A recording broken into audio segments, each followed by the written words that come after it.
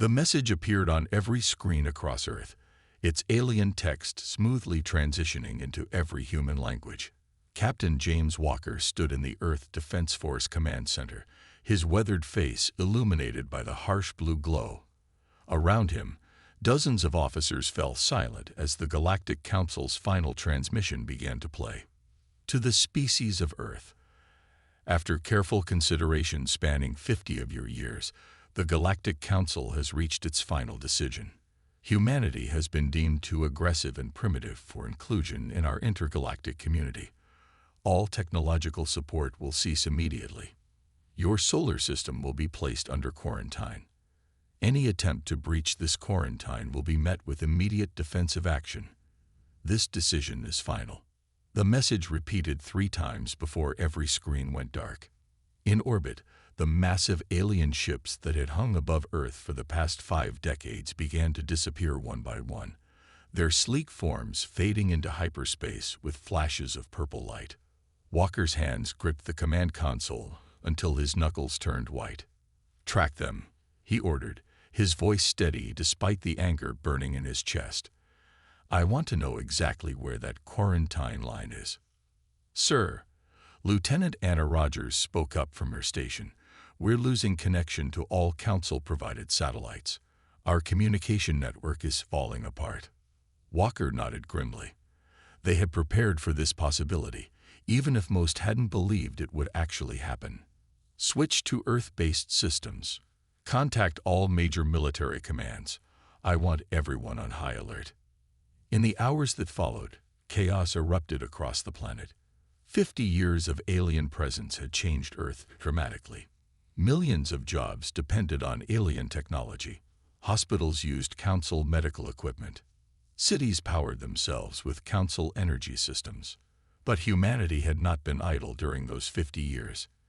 In secret bunkers and hidden laboratories, Earth's nations had been studying, copying, and improving upon every piece of alien technology they could access. They knew better than to trust completely in the Council's goodwill. 3 days after the abandonment, Walker stood before the United Earth Defense Council, a gathering of military leaders from every major nation. The room buzzed with tension and barely contained fury.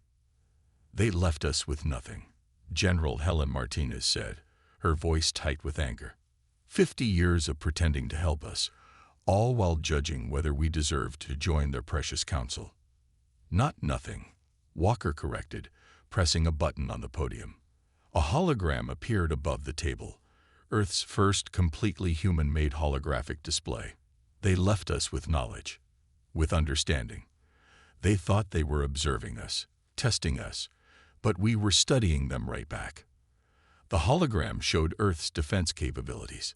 Hidden facilities around the planet were already manufacturing replacement parts for critical systems. Underground factories were churning out new satellites to rebuild their communication network. Universities were full of engineers and scientists who had spent decades learning alien principles. The Council made one crucial mistake, Walker continued, looking at each person in the room. They'd assumed we would beg. They assumed we would plead for them to stay, to reconsider. They thought we would fall apart without their guidance. A small smile crossed his face. They were wrong. The room filled with murmurs of agreement. Humanity had always thrived when faced with challenges. Now they had the greatest challenge of all, proving they didn't need the Council's approval to succeed.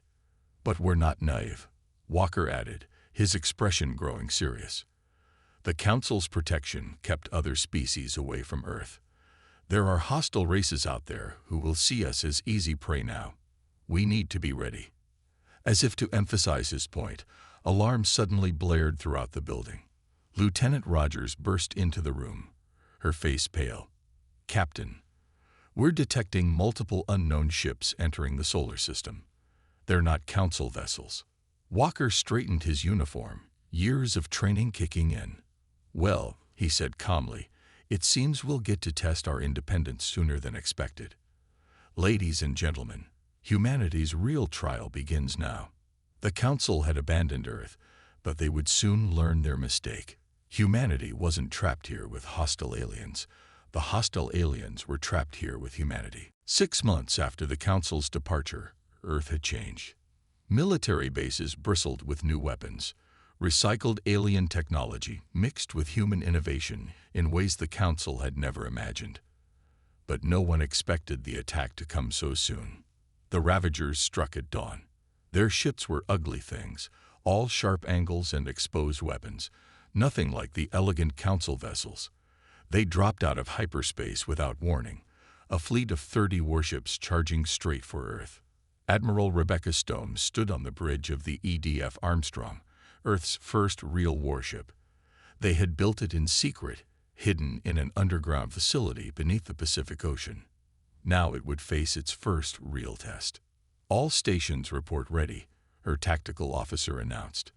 Ground-based defense networks are online. Shield systems are at full power. Stone allowed herself a small smile. The Ravagers thought they were attacking the helpless planet. They had no idea what humanity had been preparing for. "Launch fighters," she ordered. "Let's show them what Earth can do." The battle began in high orbit. Earth's fighters were small and crude compared to Ravager ships, but they were piloted by humans who had spent months training for exactly this moment. They darted between the larger alien vessels, their weapons finding weak spots that shouldn't have existed. "Mom," the sensor operator called out. "They're launching drop ships, trying to land forces in major cities." Stone had expected this. The Ravagers wanted to terrify humanity into submission. "Signal all ground forces. Operation Hornet's Nest is go." Across the planet, military units that had been practicing urban warfare scenarios sprang into action. As Ravager troops landed in New York, London, Beijing, and other major cities, they found themselves caught in carefully prepared traps. In New York, they marched down empty streets, only to be caught in crossfire from buildings on all sides. In London, they fell into underground tunnel networks that hadn't appeared on any scan. In Beijing, they faced automated defense turrets that adapted to their shield frequencies in real time. "Admiral," her communications officer reported, "we're getting reports from all cities. The Ravagers are taking heavy losses. They don't know how to handle our tactics." Stone nodded. The Council had always fought with strict rules of engagement, with elegant formations and predictable strategies. Humanity had spent centuries perfecting the art of asymmetric warfare. Against the Ravagers, they used everything. Guerrilla tactics, drone swarms, even modified civilian vehicles turned into mobile weapon platforms. The battle raged for hours. The Armstrong led Earth's defense from orbit, coordinating with ground forces and keeping the main Ravager fleet occupied. Stone watched as humanity's preparations proved their worth. "Ravager ships are beginning to pull back," Tactical reported. "Their ground forces are requesting emergency evacuation." "Do we pursue?" someone asked. Stone considered for a moment. "No, let them run. Let them tell others what happened here. Earth is not defenseless. We never were." As the Ravager fleet retreated in disarray, Stone opened a channel to all Earth forces. "This is Admiral Stone. The first wave has been repelled. Excellent work, everyone. But this is just the beginning. They'll be back, and they'll be better prepared. So will we." In the aftermath, humanity counted its victories and learned from its losses. The Ravagers had better technology, but humanity had something they didn't understand: the ability to adapt, to improvise, to fight in ways that defied conventional military doctrine. Teams of engineers were already studying captured Ravager equipment, finding ways to improve Earth's defenses. Medical units were developing better treatments for plasma wounds. Every piece of data, every scrap of technology, every lesson learned would make humanity stronger. In her quarters that night, Stone looked at the casualty reports with a heavy heart. They had won, but victory had cost lives. Yet she knew every soldier had fought willingly, proudly, to prove that humanity didn't need the Council's protection. The Ravagers had expected to find an easy target. Instead, they had awakened a sleeping giant, And this was only the beginning of humanity's rise. Dr. Thomas Cooper hadn't seen daylight in 3 weeks. Deep beneath the Rocky Mountains, in a facility known only as the Forge, he and his team worked tirelessly to turn humanity's greatest weakness into its strength. "Run the simulation again," he told his assistant, rubbing his tired eyes. The holographic display showed their latest attempt at revolutionizing shield technology. Around him, dozens of scientists and engineers watched with hope. The simulation started. A captured Ravager weapon fired at their experimental shield. But instead of trying to block the energy blast, the shield absorbed it, transformed it, and sent it back. The entire lab held their breath. It worked. Someone shouted as the simulation completed successfully. But Cooper didn't celebrate yet. He'd seen too many simulations fail in real testing. "Prepare the prototype," he ordered. "We test it today." The testing chamber was a massive underground cavern, large enough to hold several buildings. They had salvaged a Ravager weapon from the recent battle. Cooper stood behind thick protective glass, watching as robots positioned their shield generator. "Shield active," the computer announced. "Weapon charging." Cooper took a deep breath. This was the moment that would prove whether humanity could truly compete with advanced alien technology. The Ravager weapon fired. The blast hit their shield. And something amazing happened. Instead of trying to resist the energy like traditional alien shields, their new design welcomed it. The shield glowed brightly, processing the incoming energy through patterns based on Earth's natural systems. Lightning strikes, ocean waves, wind currents. Then, in a brilliant flash, the shield sent the energy back, amplified and refined. The return blast completely destroyed the Ravager weapon. "My God," whispered Dr. Lisa Park, one of Cooper's senior researchers. "We did it. We actually did it." Cooper was already reviewing the data. The shield converted the energy at 127% efficiency. It's not just defending. It's improving the energy and sending it back stronger. He grabbed his phone and called Admiral Stone directly. "Admiral, you need to see this. We've created something new, something that could change everything." Within hours, Stone arrived at the Forge. As Cooper's team demonstrated their breakthrough, her expression grew increasingly impressed. "How soon can we adapt this to our ships?" she asked. "That's the best part," Cooper replied. "We designed it to work with our existing systems. We can start implementing it immediately. But there's more." He led her to another lab where hundreds of small devices were being assembled. "Personal shields?" Stone asked, picking one up. Cooper nodded. "Every soldier can have one. And each shield doesn't just protect. It turns enemy weapons against them. The more they shoot at us, the stronger our defense becomes." Stone studied the device. "The Ravagers won't expect this. No one would. The Council always taught that shields could only block or absorb energy. You've created something entirely new." "We had to," Cooper said simply. "Humanity couldn't match alien technology by copying it. We had to think differently. So we looked at Earth itself, how nature handles energy, how systems adapt and evolve. We built something that works with energy instead of against it." The next week was a blur of activity. Military ships were fitted with the new shields. Soldiers trained with personal shield units. Every major city received shield generators that could protect against orbital bombardment. Cooper watched from his lab as the first fully upgraded defense fleet conducted tests. The ships looked strange. A mix of human and alien technology, crude but effective. They weren't pretty, but they were uniquely human. "The Council thought they were helping us by giving us their technology," he told his team. "But they were holding us back.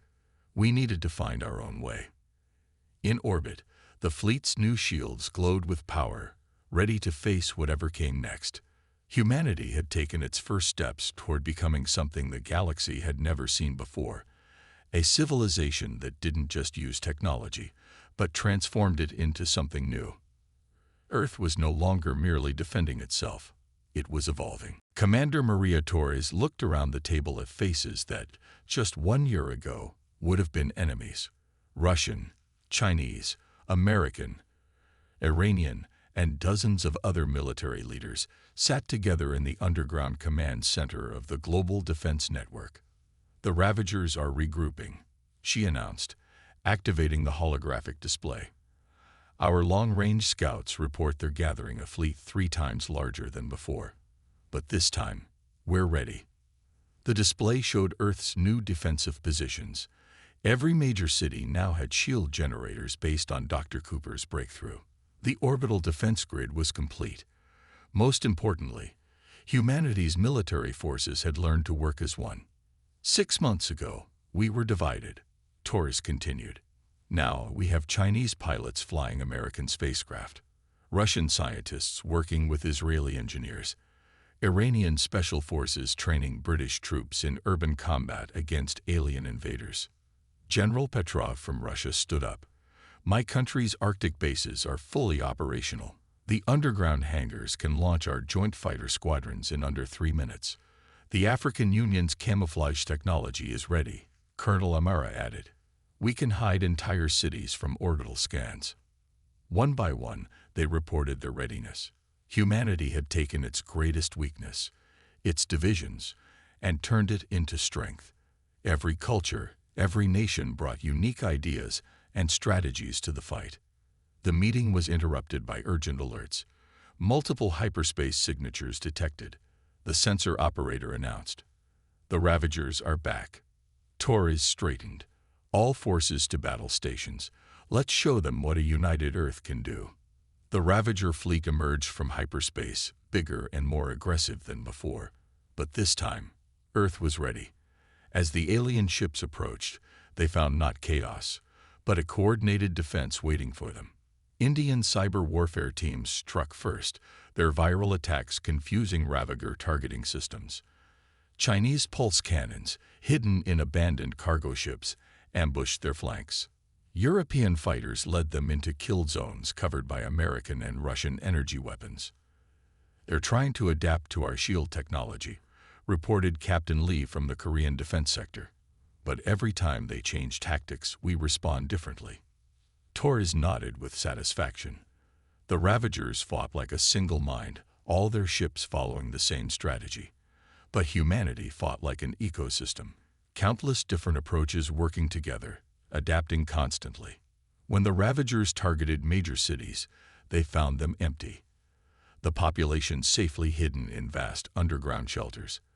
When they tried to jam communications, they discovered Earth had built redundant systems using technology from a dozen different nations. The battle raged across the solar system. Brazilian space stations launched swarms of microsatellites that overwhelmed Ravager point defenses. Canadian stealth ships struck from Saturn's rings. Australian ground bases provided long-range artillery support using gravity weapons developed with New Zealand. "They're pulling back," announced the tactical officer. "Their formation is breaking." Torres watched as the mighty Ravager fleet retreated in disarray. This time, Earth's forces pursued, harrying them all the way to the edge of the solar system.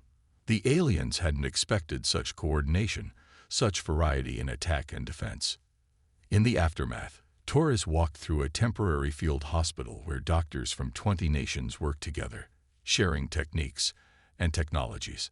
Outside, salvage teams gathered Ravager wreckage for study, while construction crews rebuilt damaged infrastructure. "Commander," a young lieutenant called out, "we're getting signals from other systems. Word of our victory is spreading. Other races that the Council abandoned. They want to talk." Torres smiled. Earth wasn't just defending itself anymore. It was becoming a beacon for others who had been cast aside by the Council. Humanity's greatest strength had always been its diversity, its ability to take different approaches and find new solutions. The Ravagers had expected to find a weakened, divided planet. Instead, they had discovered that threatening Earth had done the impossible. It had united humanity. And a united humanity, as the galaxy was learning, was a force unlike anything they had seen before. Colonel David Anderson stood in the cargo hold of what used to be a mining ship. Now, the massive vessel had been transformed into humanity's first deep space warship, the EDF Pathfinder. Around him, 50 similar ships waited in the darkness behind Jupiter's moon Europa. All ships report ready, his second-in-command reported. The Ravager supply convoy is right where our scouts said it would be. Anderson smiled. For months, Earth had been playing defense. Today, that would change. Send the signal. Operation Hornet's Nest is go. The fleet moved silently through space, their engines running dark. Earth's engineers had created new stealth systems by studying deep-sea creatures that used camouflage. The massive ships, despite their improvised nature, were nearly invisible to sensors. Ravager convoy approaching. Tactical announced. 20 supply ships, 5 escort vessels. They have no idea we're here. Anderson took a deep breath. This mission would prove that humanity could do more than just defend its home. All ships, attack positions. Remember the plan. We take those supplies intact. The human fleet struck from multiple directions at once. The Pathfinder led the charge, its recycled mining lasers now powerful enough to cut through Ravager shields. Other ships launched swarms of fighters, each one piloted by Earth's best. "Sir," his sensor officer called out, "the Ravager escorts are moving to protect their supply ships, exactly as predicted." Anderson nodded. His team had spent weeks studying Ravager battle tactics. They always followed the same patterns, always protected their supplies the same way. It made them predictable. "Launch Phase 2, he ordered. Small, unmarked pods shot out from Earth's ships. The Ravagers ignored them, focusing on the larger threats. But these pods contained Earth's newest weapon. Boarding teams equipped with personal shield units and powered armor cobbled together from mining equipment. The pods attached to the Ravager supply ships like parasites. Within minutes, human strike teams were cutting their way inside. The Ravagers, used to fighting in open space, had no defense against enemies who got inside their ships. "Sir, we're receiving reports from the boarding teams." Communications reported. 5 supply ships secured. 10, 15. They're not ready for close-quarter combat. Anderson watched as the battle unfolded. The Ravager escorts tried to respond, but they couldn't fire on their own supply ships. Earth's fleet kept them busy while the boarding teams worked. In less than an hour, it was over. The Ravager escorts fled, leaving behind 20 captured supply ships full of advanced technology and resources. More importantly, they left behind their databases, full of valuable intelligence. "Casualties?" Anderson asked. "Minimal, sir. Our new shields worked perfectly. The Ravagers never expected us to actually board their ships. Their internal security was basically non-existent." Anderson walked through the captured Ravager vessel, now under human control.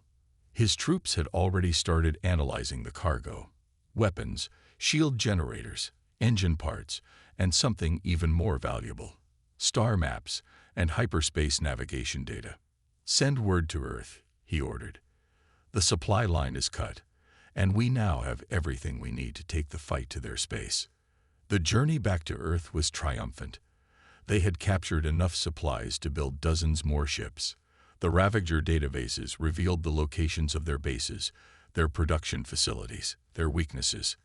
But most importantly, they had proven something vital. Humanity could win battles far from home. They could strike where the enemy least expected it. The galaxy would soon learn that abandoning Earth hadn't weakened humanity. It had freed them to become something new. In his quarters, Anderson studied the star maps they'd captured. Scattered throughout Ravager space, he saw other planets marked as quarantined by the Council. Other species who had been abandoned, just like humanity. "Send a message to command," he told his communications officer. "Tell them we found potential allies. The Council didn't just abandon us, they abandoned others. Maybe it's time we showed the galaxy a different way." The Pathfinder led its fleet of captured ships back to Earth, but Anderson knew they wouldn't stay there long. Humanity had taken its first steps into the wider galaxy, and there was no going back. Ambassador Michael Reed stood on the bridge of a captured Ravager warship, now renamed EDF Discovery. Its alien architecture had been modified with human touches, practical additions that valued function over form. Before him, a communications array powered up, broadcasting on all frequencies used by the Galactic Council. Recording in 3, 2, 1. His communications officer counted down. Reed straightened his uniform. After months of planning, it was time to send a message. To the Galactic Council, this is Ambassador Michael Reed of Earth, broadcasting from coordinates you once marked as restricted space. His words would take hours to reach the Council's worlds, but he could imagine their reaction. They had expected Earth to collapse without their support. Instead, humanity had thrived.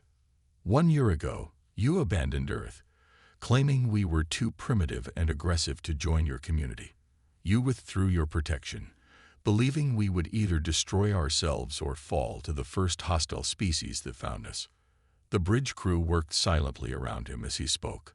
Through the view screen, he could see the fleet of Earth ships, some built from scratch, others captured and modified.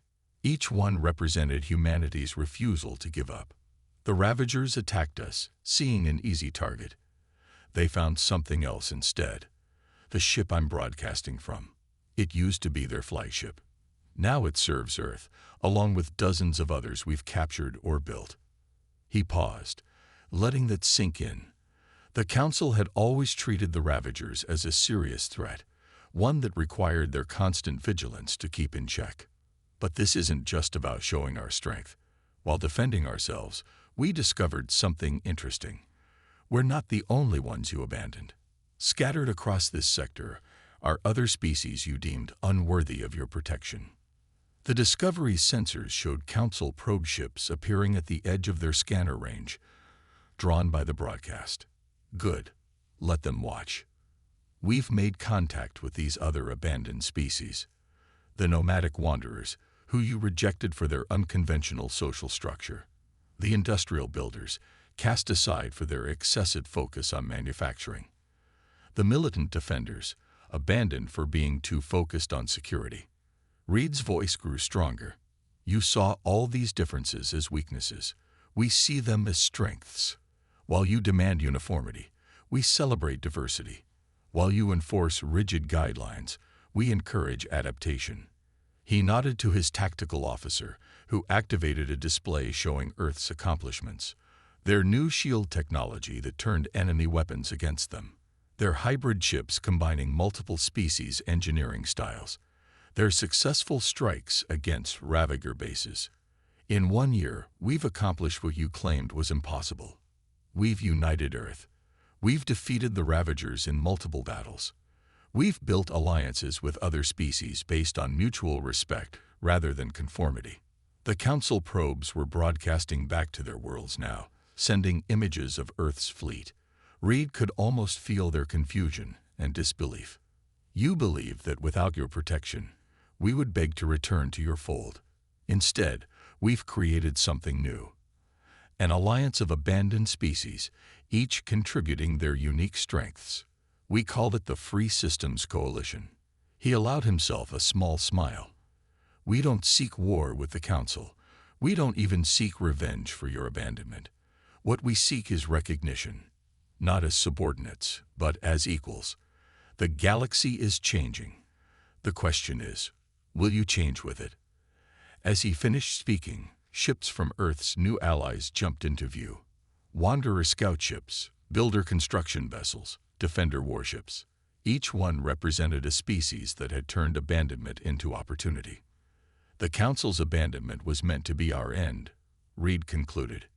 Instead, it was just our beginning. We'll await your response. But remember, we're not the primitive species you left behind.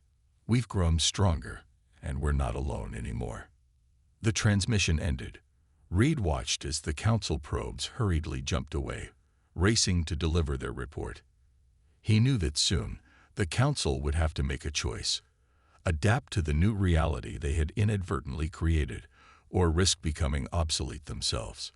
Either way, Humanity and their allies were ready. Admiral Rebecca Stone stood at the helm of Earth's newest flagship, the EDF Unity. Unlike their earlier ships, this one wasn't a converted cargo vessel or captured Ravager craft. It was built from the ground up by the combined efforts of the Free Systems Coalition, representing the best of what each species could offer. Fleet status, she asked, watching as ships from a dozen different species took formation around the Unity. All vessels report ready, her first officer replied. The Wanderers have our flanks. Builder support ships are in position. Defender heavy cruisers are forming the vanguard. Today's mission wasn't about war. The Council had finally requested a formal meeting after receiving Ambassador Reed's message. But Stone hadn't survived this long by being naive. Keep our shields at full power, she ordered. Friendly or not, we go in prepared. The combined fleet jumped to hyperspace, using navigation techniques learned from the Wanderers that made their ships twice as fast as standard Council vessels.